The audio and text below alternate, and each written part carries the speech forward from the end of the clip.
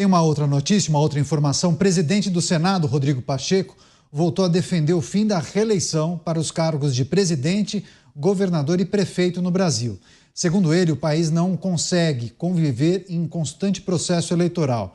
E a medida traria economia aos cofres públicos, além de melhorar a atuação dos políticos, impedindo a busca por popularidade o tempo todo. No entanto, logo após pregar essa ideia, o parlamentar entrou em contradição e disse apoiar mais uma gestão do atual presidente, alegando ser interessante para o Brasil a continuidade desse projeto, pedindo a implementação da medida apenas em 2030. Você, Luiz Felipe Dávila, fim da reeleição, defesa de Rodrigo Pacheco, mas somente em 2030. Ele entende que a atual administração poderia ficar mais 4 anos depois de 2026. É o tal, Caniato, soy contra pero no mucho, só daqui a lá no futuro, né? É o casuísmo que se trata essa questão da reeleição. Eu já falei aqui no programa várias vezes que não existe na ciência política nenhuma correlação de governos melhores ou piores naqueles países que têm reeleição ou não. Não existe nenhuma correlação. Então, acabar com a reeleição é muito mais uma questão de preferência, mas não existe nenhuma correlação de que você vai ter governos melhores ou piores. Segundo ponto, nós acabamos de ter uma eleição municipal na qual 82% dos prefeitos foram reeleitos. Ou seja, o povo gosta de reeleição, porque senão não estaria reelegendo 82% dos prefeitos. Terceiro ponto, que eu digo que a questão trágica da reeleição não é a reeleição em si, é a questão do sistema de governo. Porque no presidencialismo, o mandato é fixo. Você tem lá 4 anos, 5 anos, não importa o mandato do presidente. E você só tira o presidente da República com uma mudança traumática que é o processo de impedimento ou impeachment. Então eu sempre digo assim, o problema do presidencialismo é que o mandato de um presidente ruim de 4 anos é uma eternidade. Mas o mandato de um bom presidente 8 anos parece curto demais pelo trabalho que tem que ser feito no Brasil. Portanto, eu entendo que nós temos de rever o sistema de governo, porque veja só o que acontece nos regimes parlamentaristas. Primeiro que não tem debate de reeleição. Por quê? Porque os bons governos podem ser reeleitos eternamente. Angela Merkel ficou no poder 16 anos, Margaret Thatcher ficou 12 anos, Tony Blair ficou aí também 10, 12 anos. É isso aí, bons governos são reeleitos. E isso, se há vontade popular, por que não ser respeitada a vontade das urnas? E governo ruim não dura 6 meses. Cai o gabinete e tem que convocar outra eleição. Então, esta flexibilidade que o regime parlamentarista tem de eliminar maus governos rapidamente e reeleger bons governos por tempo indeterminado é, para mim, o que faz sentido para o eleitor. No Brasil, uma solução seria o tal do recall. No meio do mandato, você decidir se aquele governo continua ou não. Pode ser, mas o ponto é o seguinte: acabar com a reeleição não vai melhorar a governabilidade no Brasil ou melhorar o sistema eleitoral. O que vai melhorar o sistema eleitoral é a adoção do voto distrital. E isso sim tem implicações profundas na redução do custo da campanha, na fiscalização do eleitor do seu representante e na preocupação do representante com o seu distrito. Isso mudaria dramaticamente. A questão da reeleição é mera perfumaria. Você, Mota, é a favor do fim da reeleição, o aumento talvez do tempo de um mandato? E o que achou da fala de Rodrigo Pacheco? Essa fala me lembrou uma fala atribuída a Santo Agostinho. Dizem que Santo Agostinho, quando estava começando a se converter, ele pediu a Deus: Senhor, dai-me castidade e continência, mas não agora. Essa proposta de acabar com a reeleição, mas não agora, não faz, para mim, nenhum sentido. Até porque eu não acho que a reeleição seja um problema. Eu acho que o problema é reeleger políticos péssimos. Mas esse é um risco que você corre na democracia. especialmente em uma democracia que tem eleição direta para presidente. Vamos lembrar, foi por isso que os Estados Unidos criaram o colégio eleitoral. O colégio eleitoral funciona como um amortecedor entre as paixões populares e o poder. Também não custa lembrar que nos Estados Unidos não existe justiça eleitoral, o voto não é obrigatório, o dia da eleição não é feriado e cada estado da federação escolhe o seu próprio sistema de votação. Quando não se tem reeleição, Beraldo, de certa forma o sistema não acaba forçando aquele que ganhou a eleição a entregar tudo naqueles 4, 5 ou 6 anos?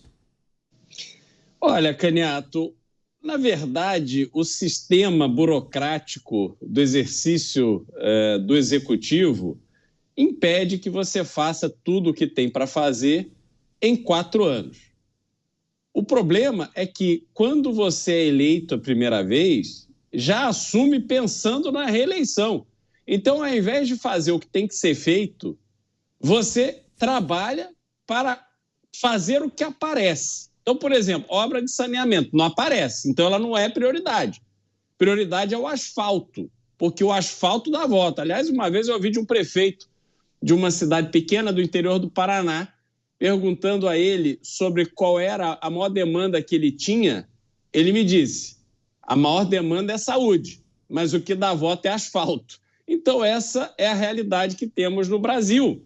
E é curioso ouvir do presidente do Senado, um advogado experiente, foi presidente da CCJ na Câmara dos Deputados, depois eleito senador, exercendo pelo 2º mandato a presidência do Senado, presidência do Congresso Nacional, um cargo de relevância imensa, pleiteando, inclusive, uma indicação para o Supremo Tribunal Federal, e a grande sugestão que ele tem é acabar com a reeleição, como se a reeleição fosse o grande problema. Eu vou trazer aqui, então, algumas sugestões que eu acho que são muito mais relevantes a serem discutidas e implementadas do que o fim da reeleição. Primeiro, que tal se o TSE repassasse diretamente a todos os candidatos da chapa em valores iguais para que todos os candidatos pudessem fazer a sua campanha? Isso exigiria do partido que parasse com essa prática de trazer só candidato que vai perder, que é para poder juntar um pouquinho de voto para ajudar aquele que vai ter mais voto que o partido quer que ele vença. E aí as mulheres, os pardos e negros, aqueles que não têm chance, vão fazer campanha sem chance de ganhar. As mulheres muitas vezes recebem o repasse obrigatório, Caniato, mas elas têm que gastar para fazer santinho com o candidato a prefeito que está sendo apoiado pelo partido, porque, na verdade, aquilo é repassado para o prefeito. Então, repasse direto para o candidato. Segundo, que tal se fosse obrigatório o 2º turno em todos os municípios do Brasil? Porque aí acaba com essa estratégia que, sobretudo em cidade pequena, o candidato que tem mais força, ele mesmo indica lá 2, 3 outros candidatos a prefeito, que é para dividir o voto do concorrente dele, e ele sabe que assim ele ganha. Então vamos ter 2º turno para todos os municípios do Brasil, porque aí a gente se aproxima do modelo americano. São 2 candidatos principais, com 2 propostas muito claras. E para completar, Caniato, que a eleição do legislativo aconteça no 2º turno e não no primeiro, para que aí fique muito claro qual é a posição do candidato. Vai apoiar o candidato Geraldo, A a gente vai ter que interromper, o seu áudio está com um problema. Enfim, a gente conseguiu compreender exatamente qual é a defesa do Cristiano Beraldo, mas o áudio acabou apresentando um problema nesse finalzinho. Daqui a pouco a gente reconecta e resolve isso. Você, Dávila, a gente precisa fazer considerações em relação também à maneira como o sistema eleitoral organiza o dia de votação.